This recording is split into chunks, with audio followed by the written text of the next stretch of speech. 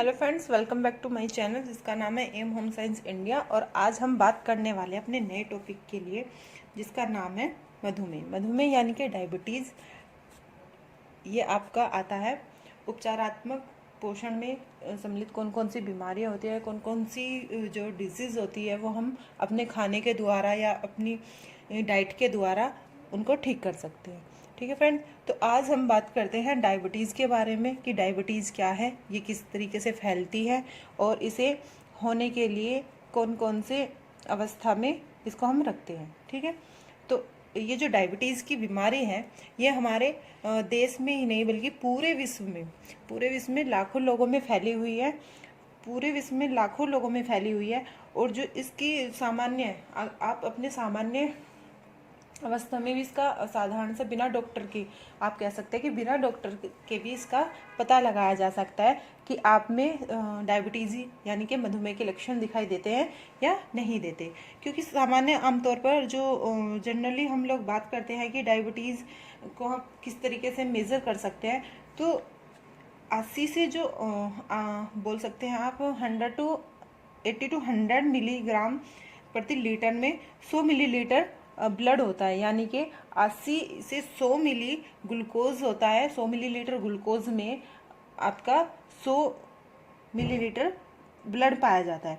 लेकिन जब इसकी जो अवस्था होती है, जब इससे ज़्यादा की अवस्था हो जाए तो क्या होता है कि उसमें मधुमेह यानी कि डायबिटीज़ के लक्षण दिखाई देने लगते हैं। तो आप इसे इस तरीके से भी कह सकते हैं, यानी कि आपका 80 से 100 मिलीलीटर आपका ग्लूकोज होता है और आपका 100 मिलीलीटर इसमें ब्लड होता है। इसमें आपका 100 मिलीलीटर ब्लड होता है। तो अब आप इसका किस तरीके से पता लगाओगे? आप इसमें भी आपको बताया हुआ है कि जो डायबिटीज़ है वो आमतौर पर शुगर से रिलेटेड बीमारी है। यानी कि जब आप ग्लूकोज की मात्रा आपके ब्लड में बढ़ने लगे तभी आपको डायबिटीज़ होना शुरू हो जाता है। और ये बीमारी भारत में एक बहुत बड़ी समस्या बन चुकी है, क्योंकि हर सेकंड पर्सन को एवरी सेकंड पर्सन आपका डायबिटीज़ से पीड़ित है या डायबिटीज़ उसको हुई है। हमारे देश में 6 करोड़ से अधिक लोग इस बीमारी से पीड़ित है। खून में शुगर की मात्रा का बढ़ जाना, मैं अभी बताया था आपको कि ब्लड में आपके शुगर की जो मात्रा है वो बढ़ जाती है। एक स्वस्थ व्यक्ति के शरीर में इंसुलिन नामक हार्मोन्स के द्वारा भोजन को ऊर्जा में परिवर्तित किया जाता है। आपकी बॉडी में एक इंसुलिन हार्मोन्स होता है जो भोजन को किस में चेंज करता है, एनर्जी में चेंज करता है। और एनर्जी में चेंज करने के बाद वो जो प्रोसेस होता है हमारी बॉडी के अंदर, वो अपने अपने पार्ट्स को भेजता है। मतलब स्किन को प्रोटीन की ज़रूरत होती है और ज़्यादा से ज़्यादा हमारा क्या है, सुरक्षा प्रदान करता है हमारा प्रोटीन। ठीक है, उसी तरीके से हमें विटामिन्स हमारी बॉडी में अलग काम करते हैं।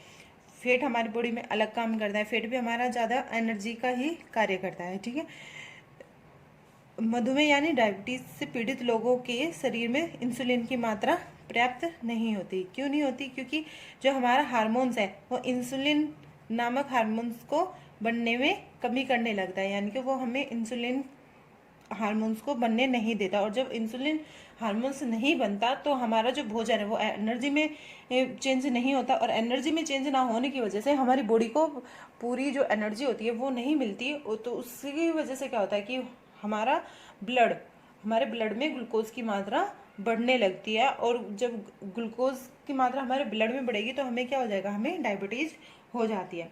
तो ठीक इसी तरीके से आप समझ सकते हैं कि जब रक्त में ग्लूकोज की जो मात्रा होती है 180 मिलीलीटर से 180 मिलीलीटर प्रति ग्राम, 80 मिलीलीटर प्रति ग्राम के 100 मिलीलीटर से अधिक ग्लूकोज गुर्दे की कोशिकाओं से छानकर पेशाब में आ जाता है। यानी कि जब 180 मिलीलीटर से अधिक प्रति 100 मिलीलीटर ग्लूकोज गुर्दे की कोशिकाओं में छनकर पेशाब में आ जाता है, तो क्या होता है कि जब हम टॉयलेट जाते हैं, यूरिन पास करने के लिए जाते हैं, तो उसमें हमारा शरीर से वो बाहर आ जाता है। क्या ग्लूकोज हमारे शरीर से बाहर आ जाता है। और ग्लूकोज की बहुत अधिक मात्रा जब बहुत ज़्यादा मात्रा हमारा यूरिन में पास हो जाता है तो क्या होता है कि हमारा पेशाब भी, हमारा जो यूरिन होता है वो एक गाढ़ा हो जाता है। गाढ़ा किस तरीके से होता है? जिस तरीके से आपका एक शहद की तरह गाढ़ा हो जाता है। और इसी के तौर पे, इसी के शहद के हो जाने की वजह से ही हमें इसे क्या कहते हैं? मधुमेह कहते हैं। मधुमेह कहते हैं। मधु यानी कि शुगर, शहद, और मधुमेह यानी कि शहद की तरह एक बीमारी, इसीलिए इसका नाम क्या पड़ा? मधुमेह पड़ा। अब आप बात करते हैं मधुमेह के प्रकार की। तो मधुमेह के प्रकार जो होते हैं वो 3 टाइप्स के होते हैं, 3 टाइप्स के होते हैं। टाइप 1 में आपका आता है कि वह मधुमेह जिसमें जो बच्चे होते हैं, बच्चे या किशोर या युवा वयस्क लोग, जो अचानक से ही होने वाली बीमारी है, ठीक है। तो बच्चों में या वयस्क में या फिर किशोर, जो व्यक्ति होते हैं किशोर यानी कि 18 से 20 साल की उम्र के जो बालक होते हैं या जो बालक होते हैं या बच्चे होते हैं, ठीक है। तो उनमें अचानक से इस बीमारी का पता लगता है। शुरुआत में बच्चों के शरीर में क्या होती है कि पेनक्रियाज द्वारा इंसुलिन का पूर्ण निर्माण न होना, यानी कि जो पेनक्रियाज की जो अवस्था होती है उसमें इंसुलिन हार्मोन्स का निर्माण नहीं होता यानी कि बनना बंद हो जाता है, ठीक है। तो उसमें बन नहीं पाता, और ना बनने की वजह से ही क्या होता है, व्यक्ति मधुमेह के से पीड़ित हो जाता है, यानी कि मधुमेह से उसको बीमारी हो जाती है। और इस मरीज का इलाज खाने की गोलियों के द्वारा संभव नहीं होता, क्योंकि ये बहुत छोटी उम्र में, आपको ये टाइप 1 की जो बीमारी है बहुत छोटी उम्र में हो जाती है, और इसी वजह से आप इस बीमारी को गोलियों के द्वारा ठीक नहीं कर सकते। लेकिन मरीज को अपनी बीमारी को नियंत्रित में रखने व जीवित रखने के लिए इंसुलिन की जरूरत पड़ती है। तो इंसुलिन, अगर आपके जो इंसुलिन हार्मोन्स है अगर ये बिल्कुल बंद हो जाए बनना आपकी बॉडी में, तो क्या है कि आप अपनी जान का भी आपको खतरा हो सकता है। इनके इसमें आदमी की मृत्यु भी हो सकती है, वो डेड भी हो सकता है। ऐसा नहीं है कि अगर इंसुलिन आपकी बॉडी में बनना बंद हो गया है तो आपको कोई फर्क नहीं पड़ेगा, ऐसा बिल्कुल नहीं है। ऐसा क्या है कि अगर आपका इंसुलिन नामक हार्मोन्स आपको बॉडी में बनना बंद हो जाता है तो डॉक्टरों की सलाह के द्वारा, डॉक्टरों से परामर्श लेने के बाद, यानी कि डॉक्टरों से काउंसलिंग करने के बाद आपको इंसुलिन के जो इंजेक्शन आते हैं कि कितनी आपको डोज, यानी कि कितनी मात्रा में आपको इंसुलिन की देनी चाहिए बॉडी में इंजेक्शन के द्वारा, वो सब डॉक्टर की सलाह के द्वारा होता है। नेक्स्ट बात करते हैं हम आपके टाइप 2 की, कि टाइप 2 क्या है और ये किन व्यक्तियों को होता है। ये जो टाइप 2 है ये वयस्क यानी बड़े लोगों में होने वाली बीमारी है मधुमेह। अब ये जो है बड़े व्यक्तियों में भी हो सकता है। इस अवस्था में शरीर के अंदर इंसुलिन का उत्पादन तो होता है, यानी कि इसमें क्या होता है कि इंसुलिन जो हार्मोन्स है वो तो बनता है, लेकिन उनकी जो मात्रा है शरीर की जरूरत को पूरा करने के लिए पूरी नहीं होती। यानी कि जो इंसुलिन, जो फर्स्ट टाइप था आपका, उसमें क्या होता था कि इंसुलिन हार्मोन्स बिल्कुल भी नहीं बनता, उसमें बिल्कुल बनना बंद हो जाता है। लेकिन जो टाइप 2 का आपका डायबिटीज है, इसमें आपका इंसुलिन तो बनता है लेकिन आपकी बॉडी की जो डिमांड है वो इतनी ज़्यादा है कि वो उसको पूरा नहीं कर पाता। इसकी वजह से क्या होता है कि शरीर की कोशिकाएं शुगर को ऊर्जा के स्रोत के रूप में प्रयोग नहीं कर पाती, यानी कि शुगर जो है वो आपको एनर्जी में चेंज नहीं कर पाता, और इसी वजह से क्या होता है कि खून में शुगर की मात्रा बढ़ जाती है, यानी कि आपके जो ब्लड होता है, ब्लड में आपकी शुगर की मात्रा बढ़ जाती है, और इसी तरीके से बढ़ जाने की वजह से आपका ये जो टाइप 2 डायबिटीज़ है ये अधिकतर किस उम्र में होता है? 40 वर्ष या उससे अधिक आयु के लोगों में होता है। और इसी वजह से इस 40 वर्ष के बाद जब ये आपको रोग हो जाता है तो इस रोग से पीड़ित व्यक्ति क्या करते हैं, यानी कि जो रोग इस व्यक्ति को हो चुका है वह क्या होते हैं, वे या तो मोटे होते हैं। इसका एक लक्षण भी होता है कि वे या तो मोटे होते हैं या फिर जल्दी क्या होते हैं, जल्दी थकान मान लेते हैं, थकना उनको शुरू हो जाती है। यानी कि आप कोई भी काम करोगे आपको ऐसे सांस सा चढ़ता है, या फिर बहुत जल्दी आपको कमजोरी फील होती है ना। तो इस रोग का जो व्यक्ति होता है, इसमें रोग का आहार पर क्या करेंगे, कंट्रोल अगर आप करोगे तो इसको ठीक भी किया जा सकता है। और इसमें क्या होता है कि इसमें इंसुलिन को आपको बाहर से लेने की जरूरत नहीं पड़ती, आप इसे क्या करोगे कि आप जब अपना खाने पर कंट्रोल करोगे तो आप और सारे का व्यायाम करोगे तो आपको इंसुलिन की कोई बाहर से खाने की जरूरत भी नहीं पड़ेगी और आप इसको जल्दी से कवर भी कर पाएंगे। नेक्स्ट आपका आता है टाइप 3 में आप बात करते हैं गर्भावस्था में होने वाले मधुमेह। ये बहुत इंपॉर्टेंट मतलब टाइप कह सकते हैं आप इसका, या मधुमेह का जो प्रकार है ये बहुत ज़्यादा इंपॉर्टेंट है और इससे आपको यूजीसी में क्वेश्चंस पूछे जाते हैं कि महिला गर्भावस्था में के दौरान होने वाली महिलाओं में मधुमेह को क्या कहते हैं गैस्ट्रोनेल आप इसे कहते हैं कि इसमें बताया कि मधुमेह महिलाओं में गर्भावस्था के दौरान होती है और इसे गैस्ट्रोनेल मधुमेह कहते हैं। यदि इन महिलाओं की स्थिति ध्यानपूर्वक देखभाल ना की जाए तो जटिलताओं का खतरा करना पड़ता है। जटिलता यानी कि आपको बहुत सारी प्रॉब्लम्स फेस करनी पड़ती हैं डिलीवरी के टाइम पे भी और वैसे मतलब डिलीवरी पीरियड से पहले भी पूरे 9 महीने जो 9 मंथ का टाइम होता है उसमें भी आपको बहुत सारी प्रॉब्लम्स फेस करनी पड़ रही है। इसमें आपको बताया कि गर्भावस्था के समय यदि खून में शुगर की मात्रा अधिक हो, देखो सभी जगह आप ये ध्यान रखना कि जो मधुमेह है उसमें क्या होता है कि खून में शुगर का लेवल बढ़ जाता है, ठीक है। तो इसमें भी यही है कि यदि गर्भावस्था में खून में शुगर की मात्रा अधिक हो तो गर्भ में शिशु का वजन बढ़ जाता है। इससे क्या होता है, गर्भावस्था में अगर किसी लेडी को डायबिटीज हो जाता है तो उसका जो बेबी होता है उसका वजन बढ़ जाता है और वजन बढ़ने की वजह से उसकी जो डिलीवरी होती है, डिलीवरी में बहुत सारी प्रॉब्लम्स होती है जिसमें बेबी को और उसकी मदर को डिलीवरी के टाइम पे मतलब कुछ प्रॉब्लम्स हो सकती है या फिर कोई नुकसान जिस तरीके से नॉर्मल डिलीवरी ना हो के सीजेरियन डिलीवरी का उनको सामना करना पड़ सकता है। फिर इसमें बताया कि जो प्रसव के बाद यानी कि डिलीवरी के बाद अगर डायबिटीज़ आपकी नॉर्मल नहीं होती है, जनरली आपको वैसे ठीक हो जाती है वो औरतें जिनको प्रेगनेंसी में डायबिटीज़ होती है, लेकिन अगर उनकी डायबिटीज़ प्रेगनेंसी के बाद ठीक नहीं होती है कुछ महिलाओं को तो उनमें बाद में बची रह जाती है तो उनको दवाई खानी पड़ती है या फिर पूरा अपना खाने पर कंट्रोल करना होता है। लेकिन जिनकी ठीक हो जाती है, ठीक होने के बाद भी आगे चलकर आगे की जो उम्र होती है, आगे की उम्र में डायबिटीज़ होने का पूरा प्रभाव रहता है। यानी कि आप कह सकते हैं कि उनको डायबिटीज़ होने की पूरी आशंका होती है। लक्षण उनमें देखे जा सकते हैं आगे की उम्र में, जैसे कि वो अपना 50 या 55 क्रॉस करेगी तो उनको डायबिटीज़ हो सकती है। ये आपके डायबिटीज़ के 3 टाइप थे जिनमें से यूजीसी खासकर इससे जो प्रेगनेंसी वाला आपका टाइप है इसमें से आपको क्वेश्चंस जरूर पूछती है।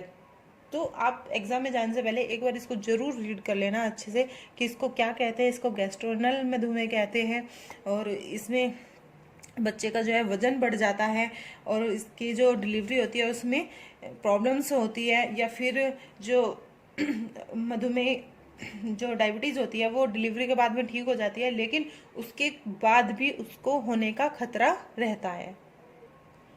नेक्स्ट बात करते हैं हम इसके लक्षण की कि डायबिटीज़ के कौन कौन से लक्षण होते हैं और ये क्यों होता है। इसमें बताया कि शुरुआत में जो डायबिटीज़ के वैसे साधारण से कोई लक्षण इसमें दिखाई नहीं देते, लेकिन कई लोग होते हैं कि इसका जो अचानक से ही आपको पता चलता है। जैसे आप आपको ऑपरेशन कराना है किसी भी चीज़ का, जैसे आपको थोड़े बुजुर्ग हो जाते हैं तो आपको आंखों से दिखाई देना कम हो जाता है तो उसमें डॉक्टर्स क्या करते हैं कि आंखों का ऑपरेशन करके आपके आंखों में लेंस डाल देते हैं जिससे आपकी जो देखने की जो प्रॉब्लम है वो सॉल्व हो जाती है। लेकिन उससे पहले आपके बहुत सारे टेस्ट किए जाते हैं और उसमें डायबिटीज़ का भी आपका टेस्ट किया जाता है तो उसमें आपको पता चलता है कि आपको डायबिटीज हुआ है, यानी कि आप डायबिटीज़ के पेशेंट हो, डायबिटीज़ से आप पीड़ित हो, ठीक है। तो इसका आपको अचानक से भी पता चलता है या फिर आप साधारण से आप वैसे ही आपको पता लगाया जा सकता है कि आपको कहीं चोट लग जाती है तो वो जल्दी से ठीक नहीं होती, उसका जो घाव होता है वो जल्दी से मतलब ठीक नहीं हो पाता। सामान्य लोगों की अपेक्षा उसको ठीक होने में थोड़ा ज़्यादा टाइम लगता है। जैसे जनरली आदमी को अगर कोई चोट लगती है वो 2-3 दिन में ठीक हो जाती है, लेकिन आपको 8 से 10 दिन भी लग जाते हैं और वो तब भी ठीक नहीं होते। आपको डॉक्टर्स के पास जाना पड़ता है छोटी छोटी चोट में या छोटी छोटी कोई सी भी बीमारी में, ठीक है। तो अब हम बात करेंगे कि जो इसके लक्षण होते हैं वो लक्षण किस तरीके से आपको दिखाई देते हैं और क्यों इसके इस तरीके से क्यों होता है, ठीक है, कि वो इस तरीके से क्यों होता है। कि जो कार्बोहाइड्रेट होता है ना, इसमें जो आपका कार्बोहाइड्रेट होता है, कार्बोहाइड्रेट जब भोजन को एनर्जी में नहीं बदल पाता, जब भोजन को एनर्जी में नहीं बदल पाता, यानी कि जो कार्बोहाइड्रेट का जो चयापचय है वो पूरा नहीं हो पाता। चयापचय का मैंने आपको मीनिंग पिछली वीडियो में भी आपको बताया था। चयापचय का मीनिंग होता है कि भोजन का एनर्जी में ना बदलना, ठीक है। और साथ ही साथ इसका क्या होता है कि प्रोटीन और जो वसा होता है उसका भी मतलब भोजन एनर्जी में बदलने पर इसका प्रभाव पड़ता है, ठीक है। और जो कार्बोहाइड्रेट की जो अंतिम जो लास्ट यूनिट होती है वो क्या होती है, इसकी जो लास्ट यूनिट होती है वो क्या होती है, ग्लूकोज होती है।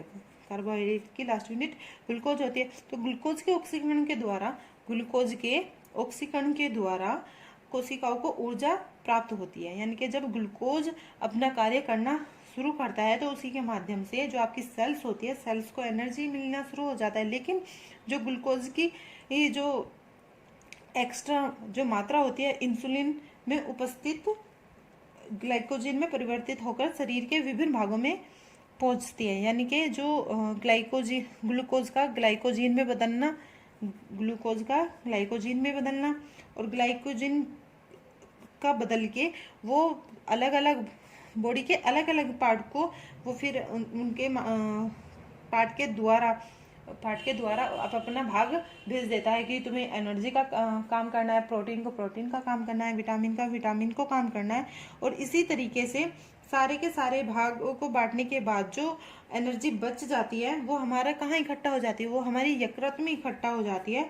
और यकृत में इकट्ठा होने पर जिसे जब आवश्यकता पड़ती है, यानी कि अगर फिर किसी दूसरे पार्ट को फिर से ऊर्जा की आवश्यकता पड़ती है तो फिर क्या करता है कि ग्लाइकोजन जो हमारा यकृत में इकट्ठा हो गया था, ग्लाइकोजन जो हमारा यकृत में इकट्ठा हो गया था वो फिर ग्लूकोज के रूप में ग्लूकोज में चेंज होकर फिर से ग्लूकोज में चेंज होकर क्या करता है कि एनर्जी देना शुरू कर देता है। लेकिन जो डायबिटीज़ के पेशेंट होते हैं उसमें ऐसा नहीं होता। ग्लाइकोजन शरीर में कार्बोहाइड्रेट के रूप में इकट्ठा तो रहता है लेकिन वो उनको पूरा का पूरा कार्य करना अपना शुरू नहीं करता। उसमें क्या होता है कि इंसुलिन की कमी से ग्लूकोज ग्लाइकोजन में परिवर्तित नहीं हो पाता। या मैंने आपको अभी बताया कि जो ग्लूकोज होता है वो अपना एनर्जी के रूप में तो अपना कार्य करता है, लेकिन जब जो एक्स्ट्रा एनर्जी हमारी बॉडी में इकट्ठी हो जाती है वो हमारी यकृत में जमा हो जाती है। और यकृत में जमा होने के बाद जब हमारी बॉडी के किसी एक्स्ट्रा पार्ट को अपनी एनर्जी की जरूरत होती है तो वो ग्लाइकोजन में बदलती है। ग्लाइकोजन में बदलने से क्या होता है, फिर वो ग्लूकोज में बदलती है। ग्लूकोज में जब बदलती है तो वो शरीर को कार्य करने देता है। लेकिन जब यहाँ इंसुलिन नामक जो हार्मोन्स है उसकी कमी होती है तो वो हमारा ग्लाइकोजन ग्लूकोज में परिवर्तित नहीं होता। और जब हमारा ग्लूकोज में परिवर्तित नहीं होता तो हमारी बॉडी को ग्लूकोज की मात्रा नहीं मिल पाती, यानी कि हमारी बॉडी को एनर्जी नहीं मिल पाती है, जिससे क्या होता है कि रक्त में ग्लूकोज की मात्रा बढ़ जाती है। और जब हमारे बॉडी में ग्लूकोज की मात्रा बढ़ जाती है तो इसे हम क्या कहते हैं, इसे हम कहते हैं हाइपरग्लाइकोसीमिया।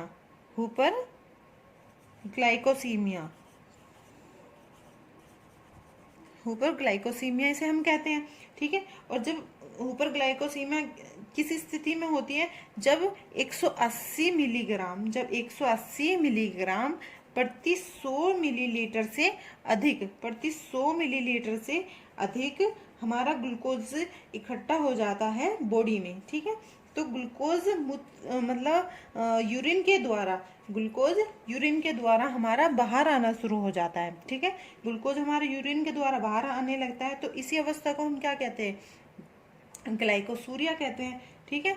अब ये जो है ये लक्षण है, धीरे धीरे जो आपको दिखाई देना शुरू होते हैं ना, ये लक्षण होते हैं कि सबसे पहले हमारा ग्लाइकोजन हुआ, ठीक है। ग्लाइकोजन होने के बाद फिर हमारा हाइपरग्लाइकोसीमिया हुआ, हाइपरग्लाइकोसीमिया के बाद हमारा ग्लाइकोसूरिया हुआ, ग्लाइकोसूरिया होने के बाद में फिर हमारा पोलीयूरिया हुआ। ठीक है, तो इसी तरीके से आपको सारी की सारी चीज़ें आपको बतानी होती है। एग्जाम्स में आते हैं इनसे रिलेटेड क्वेश्चन कि जो कई सारे ऑप्शन दे देते हैं आपको और कहते हैं कि इसमें मधुमेह के लक्षण कौन कौन से हैं।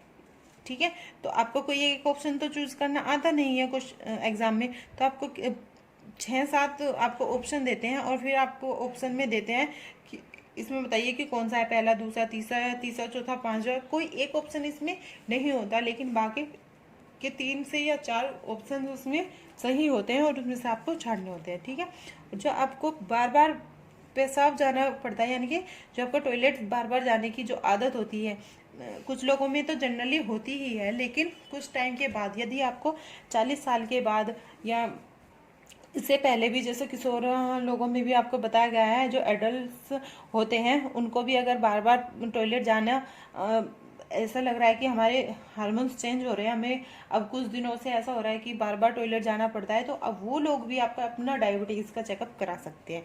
ठीक है, तो जब बार बार टॉयलेट जाते हैं तो उसको क्या कहते हैं, उसको पोलीयूरिया कहते हैं। एग्जाम्स में कुछ ऐसे ही वर्ड्स आपको मिलते हैं देखने को इस तरीके से कि पोलीयूरिया, पोलीडिप्सिया किसे कहते हैं, पोलीफेजिया किसे कहते हैं। ठीक है, तो ज़्यादा से ज़्यादा जब प्यास लगती है उस स्थिति को हम क्या कहते हैं, पोलीडिप्सिया कहते हैं। बहुत अधिक जब भूख लगती है तो उसको क्या कहते हैं, पोलीफेजिया कहते हैं।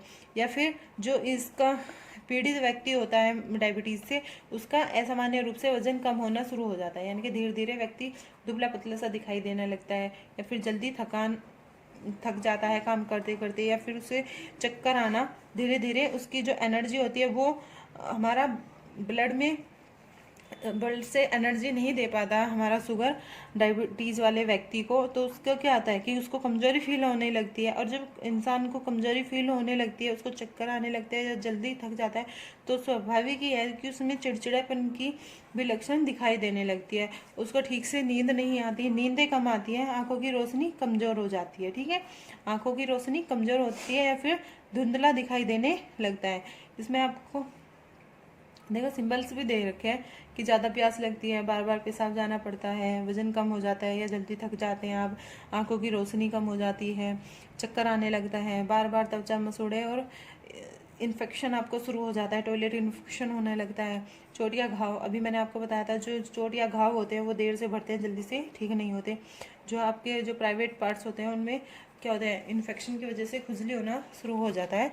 और इसी तरह इसमें आँखों की जो समस्याएं होती हैं, आँखों की समस्याओं में भी डायबिटीज़ के वजह से आँखों की जो रक्त धमनियाँ हैं वो कमज़ोर पड़ जाती है, जिसकी वजह से क्या होता है कि देख पाने की जो क्षमता होती है, यानी कि आँखों की जो देखते हैं जो लेंस होते हैं आँखों में वो थोड़े धुंधले पड़ जाते हैं, कमज़ोरी की वजह से उनकी जो वेंस होती है वो सिकुड़ जाती है। ठीक है, और आँखों की इन जो प्रॉब्लम्स होती है, जो कॉम्प्लिकेशंस जो शुरू होते हैं वो शुरू में पता नहीं चल पाते, लेकिन जो 1 साल बाद या फिर कई 1-2 साल बाद आंखों की जब हम जांच करवाते हैं, जिससे कि हम इनका इलाज कर सके और इसके अंधेपन को हम दूर कर सके। या फिर जो डायबिटीज़ के जो पेशेंट होते हैं उसमें रेटिनोपैथी भी हो सकती है। रेटिनोपैथी ये होती है जिसके कारण नज़र का कम होना या अंधापन हो सकता है, यानी कि धुंधला दिखाई देना शुरू हो जाता है, जिसको हम रेटिनोपैथी भी कहते हैं। इस तरीके के भी क्वेश्चन आपसे यूजीसी नेट में या DSSB में या TGT PGT या और भी जो होम साइंस से रिलेटेड एग्जाम होते हैं उनमें पूछे जा सकते हैं और पूछे भी गए हैं। मैं आपको क्वेश्चन सीरीज भी कराऊंगी एग्जाम से पहले मैं आपको 1-2 क्वेश्चन सीरीज कराने वाली हूँ अभी। ठीक है, तो मधुमेह के जो मरीजों में काला मोतिया होने का जो खतरा होता है, जो काला मोतिया हाँ अधिकतर शायद उन्हीं लोगों में होता है जो डायबिटीज से पीड़ित लोग होते हैं। ठीक है, कम उम्र में सफ़ेद मोतिया होने की संभावना भी होते हैं। ठीक है, इसमें भी आपको बताया कि जो काला मोतिया होता है, काला मोतिया होने का जो खतरा होता है वो आम लोगों के मुकाबले अधिक रहता है, यानी कि जो डायबिटीज़ से पीड़ित लोग होते हैं, जो डायबिटीज़ के पेशेंट होते हैं, उनमें ज़्यादा आपको देखने को मिलेगा कि उनको काला मोतिया हो गया। काला मोतिया होता है कि उनका ऑपरेशन होकर भी उनकी आंखें हम ठीक नहीं कर सकते। फिर खून में शुगर की एनर्जी मात्रा और साथ में उच्च रक्तचाप, यानी कि आपको हाई ब्लड प्रेशर की भी समस्या, यानी कि हाई ब्लड प्रेशर भी आप आपको हो सकता है, डिजीज हो सकती है, या फिर ज़्यादा कोलेस्ट्रॉल की मात्रा से रेटिनोपैथी भी हो सकती है। यानी कि आप डायबिटीज़ एक ऐसी बीमारी है जो डायबिटीज़ अगर आपको हो जाती है तो उसके साथ में आपको एक दो बीमारियां और हो जाती है, जैसे आपको हाई ब्लड प्रेशर हो गया या कोलेस्ट्रॉल के हो गया या हार्ट से रिलेटेड बीमारियां भी हो सकती हैं। ठीक है, यदि आंखों को नियमित जांच करवाई जाए और शुगर की मात्रा को भी कंट्रोल में रखा जाए तो रेटिनोपैथी से बचाव किया जा सकता है। यानी कि जो अंधापन की या धुंधला जो आपको आंखों से दिखाई देना शुरू होता है, यदि आप टाइम टाइम पर अपनी आंखों की मतलब टेस्ट कराते रहे तो आपको इनसे रेटिनोपैथी से छुटकारा मिल सकता है। ठीक है, सेकेंडली होता है आपको कि गुर्दे की जो प्रॉब्लम्स होती है वो भी डायबिटीज़ में आपको देखने को ज़्यादातर मिलती है। डायबिटीज़ में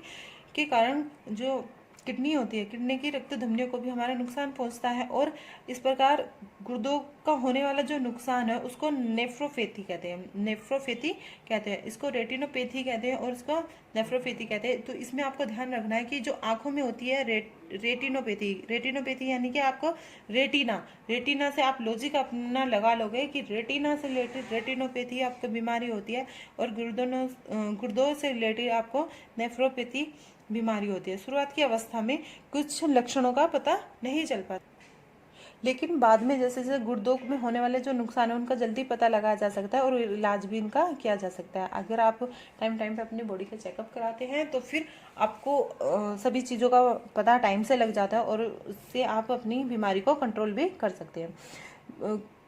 मरीज जो पेशेंट होता है उसके ब्लड में यूरिया की मात्रा की जांच 1 साल के अंदर जरूर करवा लेनी चाहिए, जिससे पता चलता है कि जो डायबिटीज़ है आपका वो डायबिटीज़ का लेवल कितना है। ठीक है, आम लोगों के मुकाबले जो डायबिटीज़ होती है, डायबिटीज़ के रोगी में गुर्दे की बीमारी भी देखने को मिलती है। यानी कि आपका जो किडनी इन्फेक्शन है वो भी आपको बहुत जल्दी हो सकता है। या फिर ब्लड में शुगर की जो मात्रा होती है वो हाइपरटेंशन वालों को या ब्लड प्रेशर वालों को नियंत्रण में रखा जाए तो गुर्दे की जो बीमारी होती है उसका खतरा बहुत कम होता है। यानी कि आपको अगर डायबिटीज हो गई है तो आपको ब्लड प्रेशर की बीमारियों को कंट्रोल करना होगा, जिससे कि आपको गुर्दे की बीमारियों से बचा जा सके। या फिर आपको एक प्रॉब्लम्स और हो सकती है जो है तंत्रिकाओं की क्षति, यानी कि उनको भी आपको नुकसान पहुंच सकता है, उनसे रिलेटेड भी आपको प्रॉब्लम्स हो सकती है। तंत्रिकाओं की क्षति होने को न्यूरोपैथी कहते हैं। ठीक है, अब देखो इसको न्यूरोपैथी कहते हैं, उसको नेफ्रोपैथी कहते हैं, उसको रेटिनोपैथी कहते हैं। किसको? रेटिनोपैथी किसे कहेंगे? आंखों से रिलेटेड। नेफ्रोपैथी किसे कहेंगे?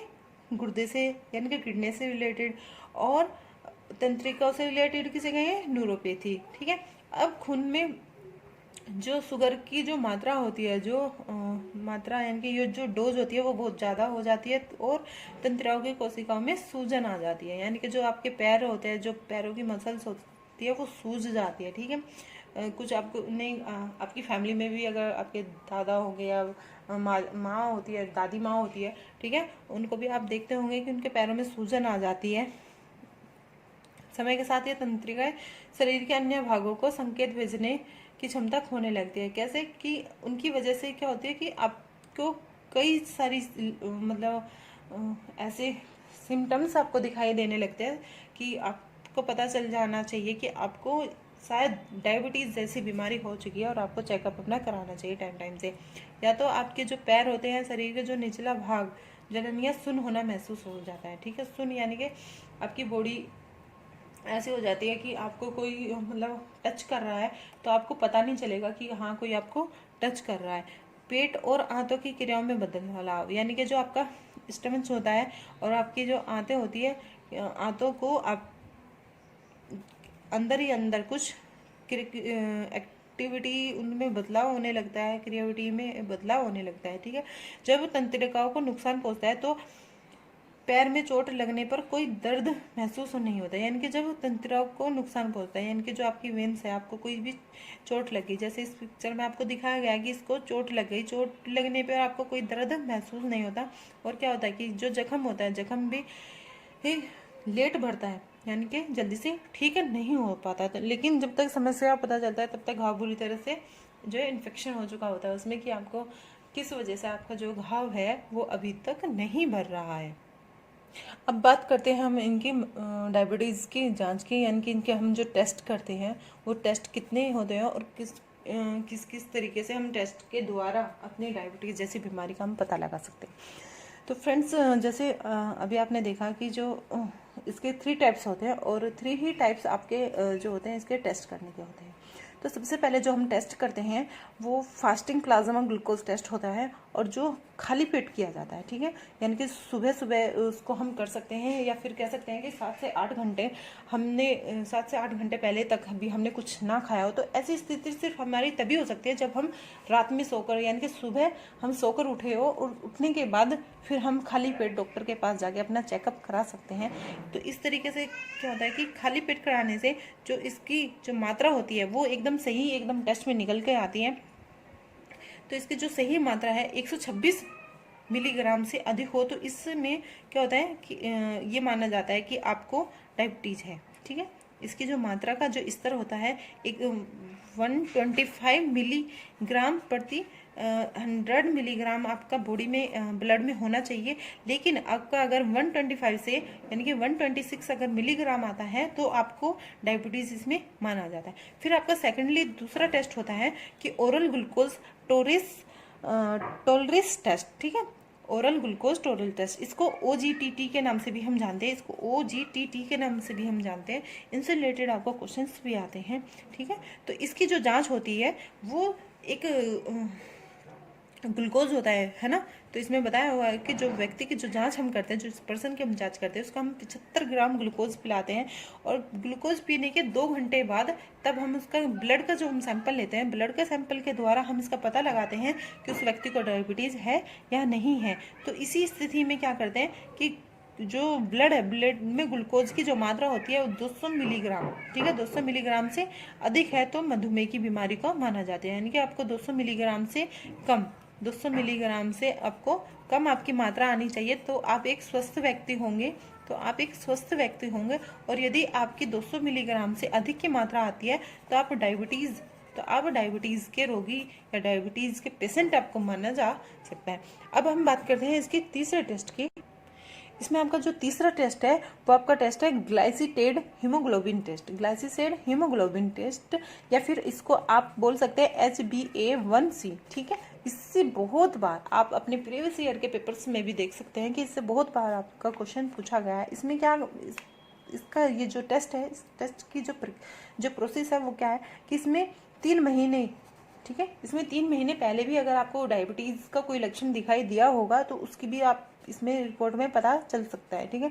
जो डायबिटीज़ का जो पेशेंट होता है उसकी जांच बहुत, मतलब इसके लिए बहुत ही हेल्पफुल होती है, बहुत अच्छे होते, फायदेमंद होती है, क्योंकि इस जांच से पता लगा जा सकता है कि जिन दवाइयों का सेवन कर रहा था वह किस स्तर तक काम कर रही है। यानी कि अगर आप डायबिटीज़ के व्यक्ति हैं तो और आप अपना इलाज करा रहे हैं, आप किसी से अपना ट्रीटमेंट करा रहे हैं, तो ट्रीटमेंट से पहले आपका क्या लेवल था आपके डायबिटीज़ का और अभी आपका कितना लेवल है, इससे इसका जो लेवल आप इससे मेज़र कर सकते हैं। इस जांच को किसी भी समय किया जा सकता है, यानी कि इसमें ये ज़रूरी नहीं है कि आपको खाली पेट कराना है, यानी कि आपने पहले 8-7 घंटे पहले खाना खाया हो ये तभी होगा, या आपको इसके लिए ग्लूकोज पी के फिर 2 घंटे बैठना है और उसके बाद आपको टेस्ट कराना है। ये टेस्ट आप किसी भी टाइम करा सकते हैं। इस जांच के लिए भूखे पेट का होना या ग्लूकोज पीना जरूरी नहीं है, ठीक है। मैंने अभी आपको बताया कि इसमें जरूरी नहीं है कि आपने 7-8 घंटे पहले ही कुछ खाया हो या फिर आपने ग्लूकोज पी के 2 घंटे बैठ के तब आपको कोई भी ये टेस्ट कराना है। ये आप किसी भी टाइम आप जाके डॉक्टर की एक काउंसलिंग के द्वारा या डॉक्टर से एडवाइस लेके तब आप इसे करा सकते हैं। तो फ्रेंड्स, जो HbA1c का जो जनरल लेवल होता है वो कितना होना चाहिए, 5.6 से 6.4 इसका होना चाहिए। अगर ये है तो आप सही है, अगर ये नहीं है तो आपको फिर डायबिटीज़ है। अभी हमने जो आपके तीनों के तीनों टेस्ट किया है, फास्टिंग प्लाज्मा ग्लूकोज टेस्ट ये आपको खाली पेट होता है, ओरल ग्लूकोज टोलरेंस टेस्ट ये आपको 2 घंटे यानी कि ग्लूकोज पीने के 2 घंटे बाद इस टेस्ट को किया जाता है, और जो HbA1c वाला टेस्ट है ये आप किसी भी समय, है ना, किसी एनी टाइम किसी भी समय कर सकते हैं। लेकिन जो इनका जो प्री डायबिटीज़ स्टेज जो होती है वो किस तरीके से नापी जा सकती है, यानी अगर आपकी इतनी भी आती है तो आप प्री डायबिटीज़ में हो, यानी कि आपको कभी भी डायबिटीज़ हो सकता है, इस तरीके की इसमें सिचुएशन आपको रखी गई। लेकिन आपका अगर फ्लास्टिक प्लाज्मा टेस्ट में अगर आपका 126 भी आता है तो आपको डायबिटीज़ है, लेकिन अगर आपका 125 आता है तो आप प्री डायबिटीज़ स्टेज में हो। इसी तरीके से आपका OGTT जो ओरल ग्लूकोज टॉलरेंस टेस्ट है, अगर आप में उस आपका डायबिटीज़ यानी कि आपका 2 मिलीग्राम आता है, यानी कि 2 मिलीग्राम से अगर ज़्यादा आता है तो आप डायबिटीज़ पेशेंट हो, ठीक है। इसी तरीके से आपका HbA1c अगर आपका 5.7 से 6.4 आता है तो आप नॉर्मल है, लेकिन आपका अगर 6.4 के बाद अगर आपका 6.5 भी आता है तो आप डायबिटीज़ के पेशेंट हैं, ठीक है फ्रेंड्स। अब हम इसमें बात करते हैं कि मरीज़ को कितने टाइम के बाद अपनी जो डायबिटीज़ कि अपना चेकअप कराना चाहिए, कि कितने टाइम पे आपको कराना चाहिए, 1 मंथ में कराना चाहिए या 2 मंथ में कराना चाहिए, ठीक है। तो इसमें आपको बताया कि जो पेशेंट होता है उसमें किस तरीके का डायबिटीज़ है, उसका इलाज सिर्फ दवाइयों या इंसुलिन से ही चल रहा होता है। तो इसमें जो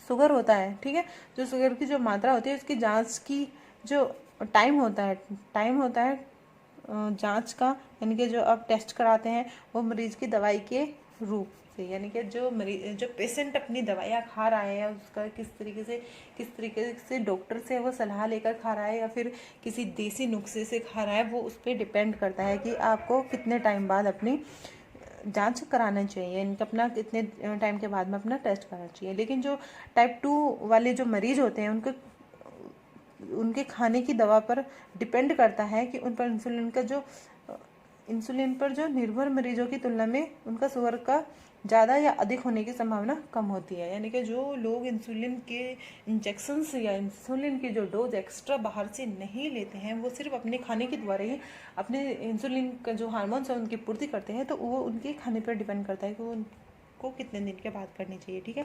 तो इसका कोई टाइम नहीं, फिक्स टाइम नहीं है कि 1 महीने बाद या 2 महीने बाद या 3 मंथ्स के बाद ही आप अपना चेकअप करें, ठीक है। यदि जो पेशेंट है उसको लगता है कि उसकी तबीयत ज़्यादा ख़राब हो रही है तो उसको एकदम से तुरंत डॉक्टर के पास जाना चाहिए और अपना चेकअप करा लेना चाहिए और उसी के द्वारा वो अपनी दवाई खानी चाहिए, ठीक है। अब इसमें कुछ इम्पोर्टेंस बातें हैं या आप कह सकते हैं कि कुछ ऐसे पॉइंट हैं जो आप अपनी लाइफ में फॉलो भी कर सकते हैं जो डायबिटीज़ के पेशेंट हैं, ठीक है।